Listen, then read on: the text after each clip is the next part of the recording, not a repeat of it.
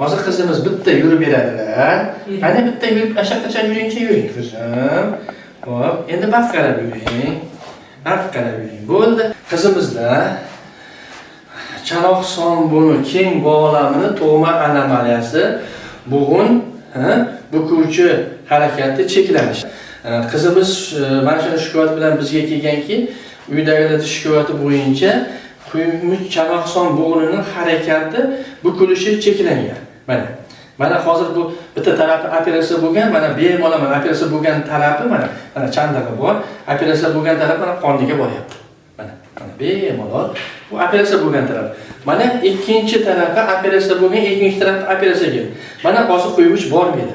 Mana tashqariga ochilib ketadi. Mana tashqariga ochilib ketadi. Endi bunaqa holatlarda o'tirishda oyoq cho'ttarasini ochib o'tiradi. Mana endi bu oyog'i mana to'g'ri o'tiradi. Bu ko'p holatlarda bu kasallik juda kam uchraydi. Ko'proq bizda vodiy territoriyada bo'lgan boshqa kasallik ko'p bo'ladi. Ko'p joyda bu operatsiya qilishda yanglishadi, son so'ylarni astatomiya qiladi, boshqacha qiladi. Yo'q. Bunda faqat keng boylam chandiq bo'lib qoladi. Ana shu rassechini ichini chandiq to'qimlardan tozalasak, quymuch o'z harakatini tiklaydi. Mana xudo xolasa massajlarni qilib, nima qilganimizdan keyin dumba muskullari rivojlanadi. Mana bu qizimizda buni tarafini qarasa, dumba muskullari ichkariga kirib chandiryapti. Mana majbur qilsak ham qoringa bormaydi mana.